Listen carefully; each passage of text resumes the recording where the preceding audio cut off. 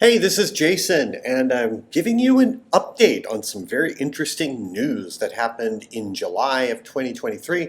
As you see right here, there seems to be some observations by the James Webb Space Telescope that supplement and further push some problems that the Hubble Space Telescope and researchers have found with early universe observations, specifically the appearance and age of early galaxies and black holes and supermassive black holes with respect to the Lambda-CDM cosmology, which is the dark energy, cold dark matter cosmology. Dr. Rajendra Gupta recently published his paper. He's from the Department of Physics in University of Ottawa. But the most important thing is that his concept of what's going on here means that the observations that currently are found by the James Webb Space Telescope don't fit the Lambda-CDM cosmology, which is the current paradigm for cosmological understanding of how our universe evolves. So this is interesting. And what he's proposing is to add a tired light model and changing of constants, of universal constants, such as the gravitational constant, fine structure constant, the Planck constant, Boltzmann constant, all of the constants that we think are constant, and replacing dark energy with tired light, meaning light loses energy as it travels through space, and time variable cosmological constants, which are, well, actually, find a physical constant, not cosmological constants, but physical constants. So this is interesting, but the point is that in order to understand this, and I want to do a video on this, fully deriving and understanding Dr. Gupta's paper, because it's a really fascinating paper. In fact, he solves it with this thing, but there are some problems that he acknowledges in this that require a lot of follow-up. But this seems to be an important idea that could be part of a needed change to the paradigm in Lambda-CDM cosmology. So let's actually do a quick review, and I'm going to lead you along this extremely fast lightning speed review of what Lambda-CDM cosmology is. So first, cosmology is the study of the entire universe.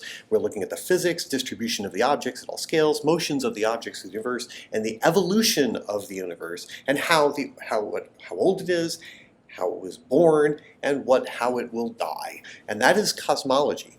Cosmology is not cosmetology, which is for hairdressers. That's important too, because people do wish to look good, and so do cosmologists. They go to cosmetologists in order to look good.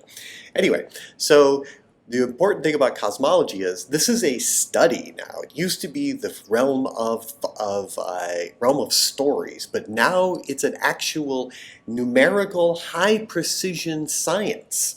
So it's one of the most important things that happened back in '96 with the launch of the Hubble Space Telescope was collecting this particular image, the Hubble Deep Field. And this showed the evolution of galaxies from high redshift to low redshift.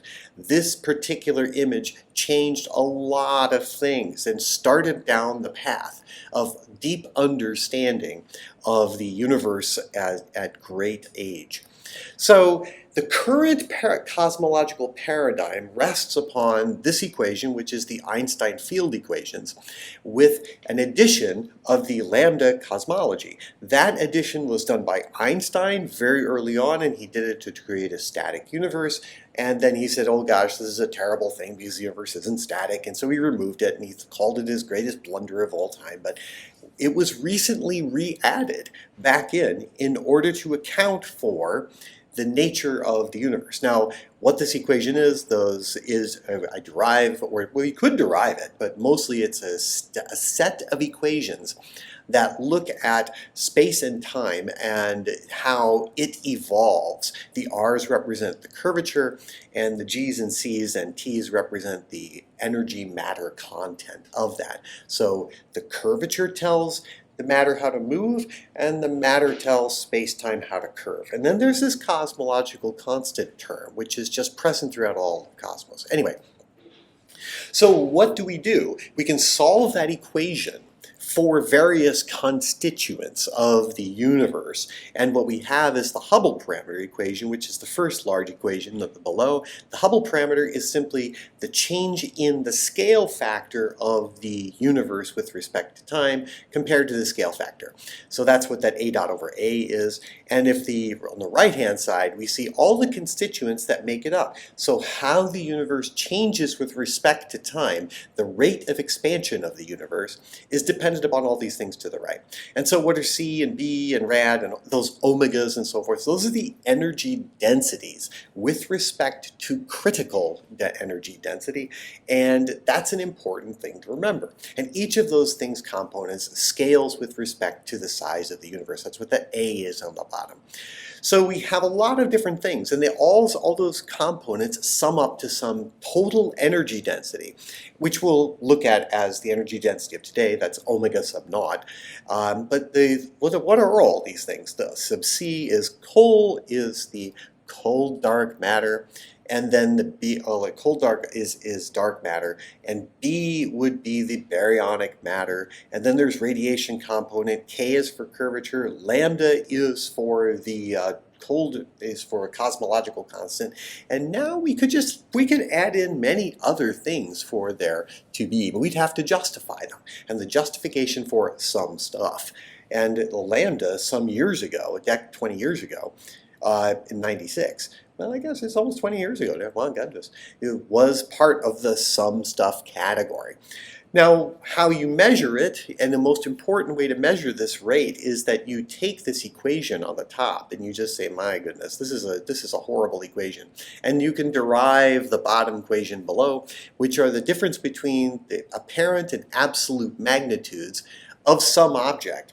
And we get this cosmological change in how the appearance of apparent magnitude versus the absolute magnitude of known standard candles is this equation on the right.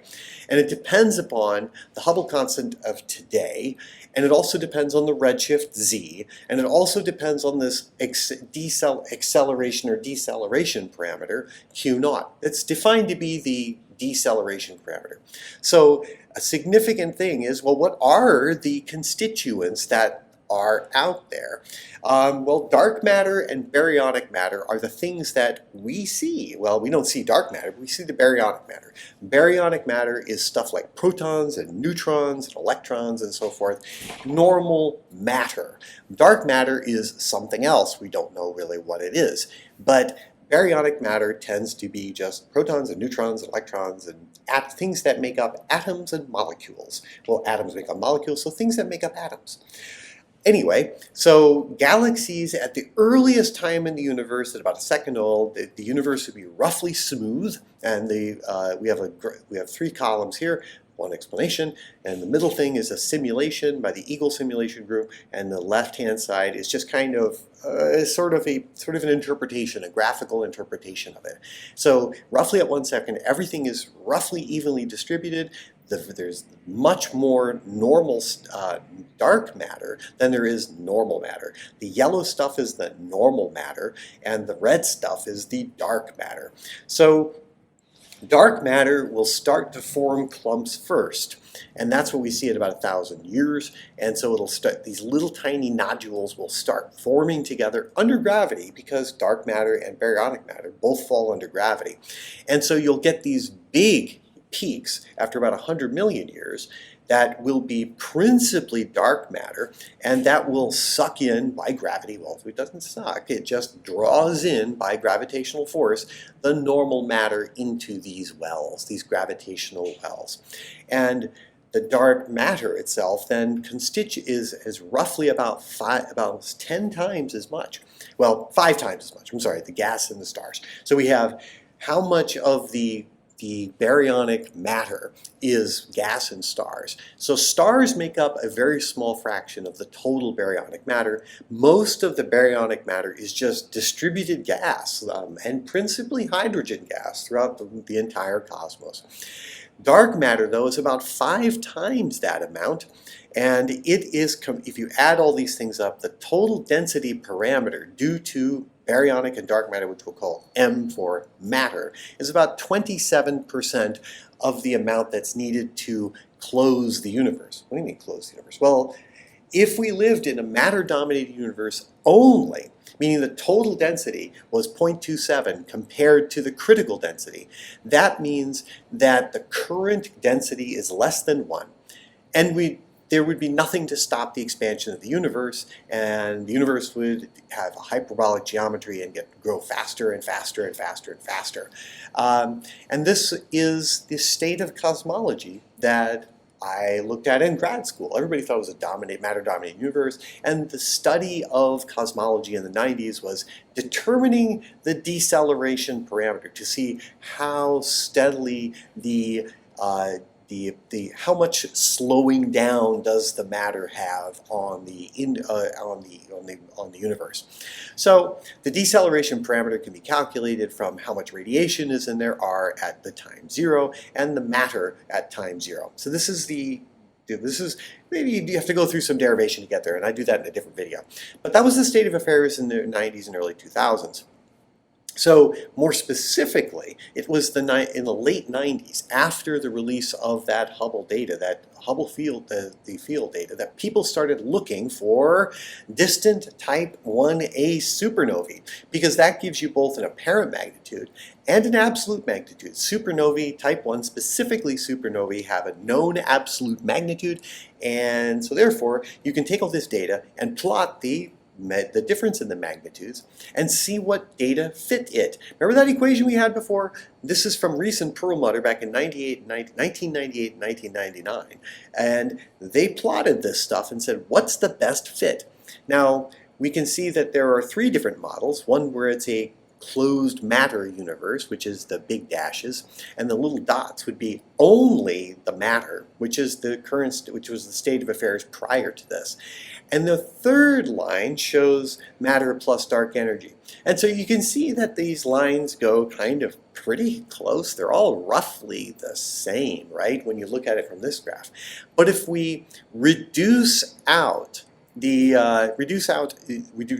down such that we have an absolute magnitude, we take only the residuals of those things, then we see that the residuals based off of we eliminate the curve. We can make a delta of how the magnitudes change with respect to redshift. We see that that's why the dark matter existed, is because at higher redshift, meaning redshifts almost out to 1, meaning extraordinarily distant supernovae, seemed to have a greater distance modulus than nearby supernovae. And the best fit for that was the dark energy model. So that was an important dark energy, that was the important discovery. So the equation then was rewritten by Rees and Perlmutter to say, well, wait a second.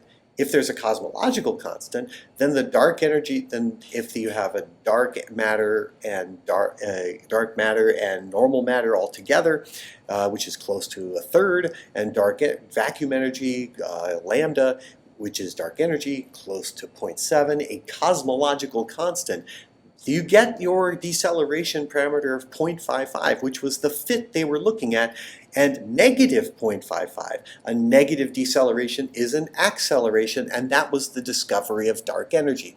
The total sum of all the energy density of the universe, omega sub naught, is equal to the sum of the matter today and the sum of the dark energy component for the energy density today.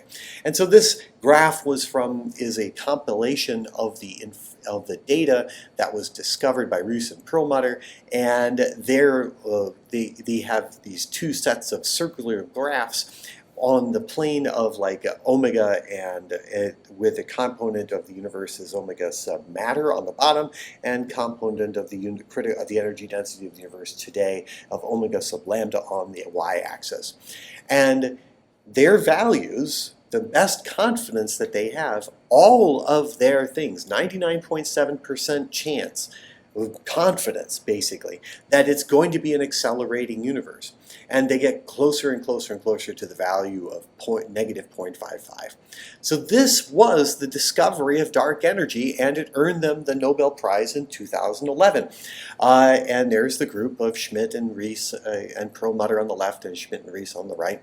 And they found this thing and got the pearl, and this was their discovery. And this became the paradigm for cosmology for a very long time. In fact, it started in 1998 and got the Nobel Prize in 2011 because it became an incredibly important discovery.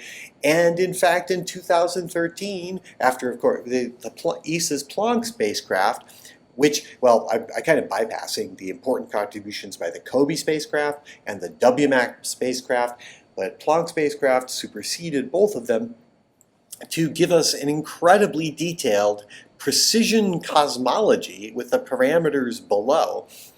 And they fit by doing the observations of the cosmic microwave background instead of supernova remnants. And they discovered that the Hubble value of today, the Hubble constant today, is 67 roughly kilometers per second per megaparsec, and the contribution to from dark energy is about 0.68.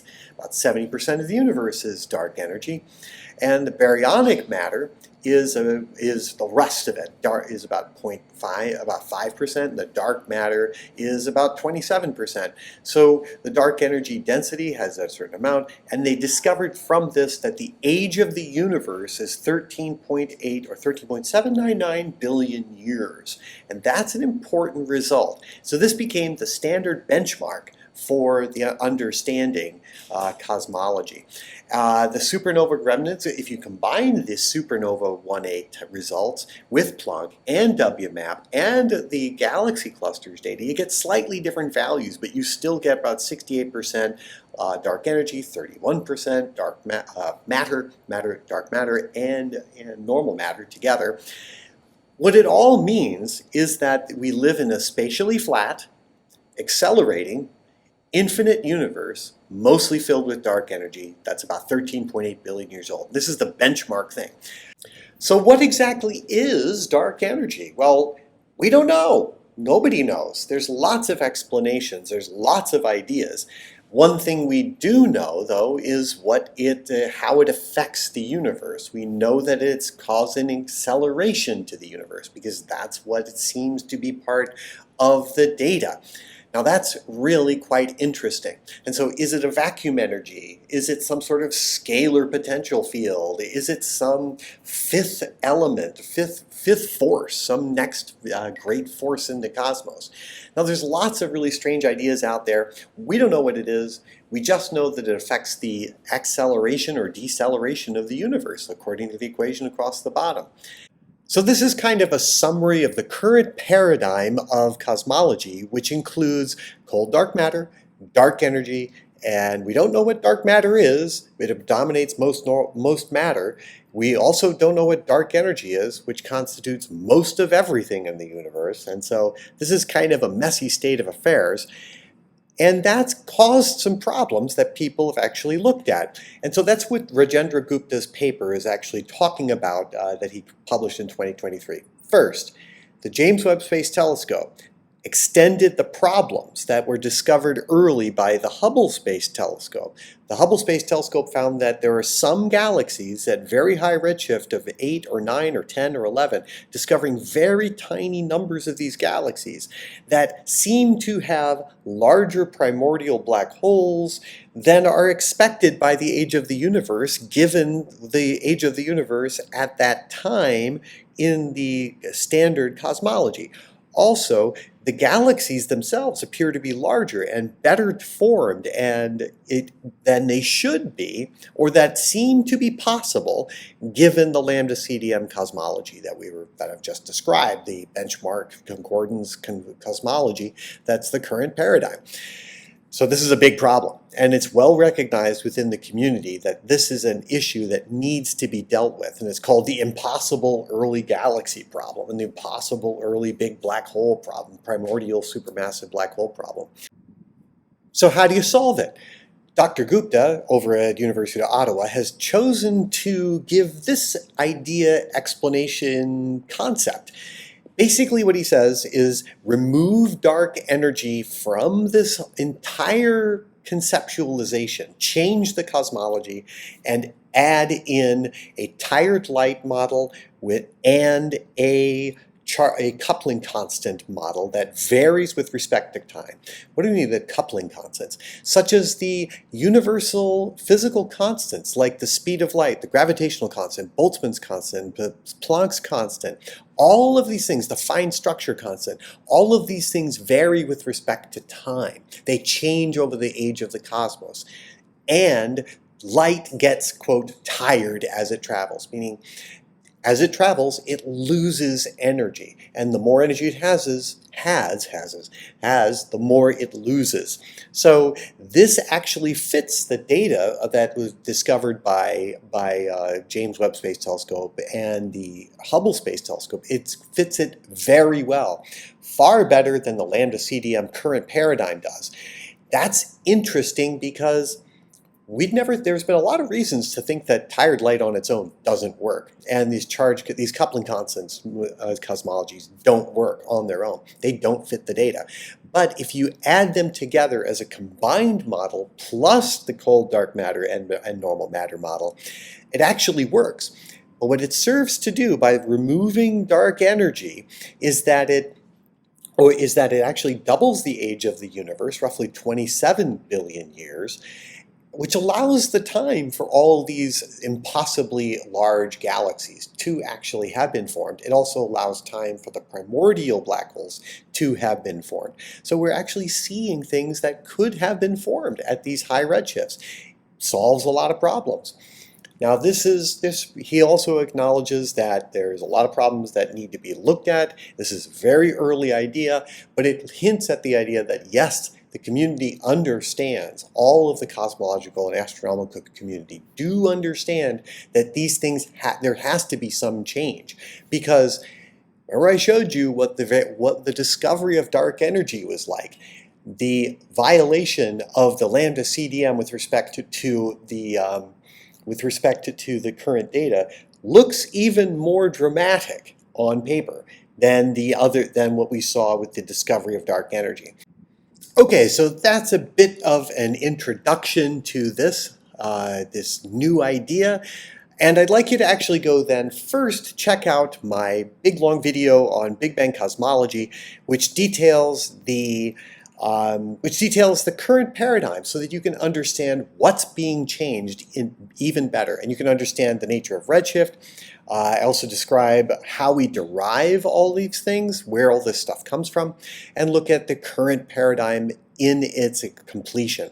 In order to understand the tired light model and these coupling constant models, you do need to understand the current paradigm. So I invite you to go check out my long video on Big Bang cosmology, which is inside of my introductory full college course, which is 14 videos spanning many hours so that you can learn all about introductory astronomy. And I'll be making a video that discusses Dr. Gupta's paper at great length soon. So stay tuned.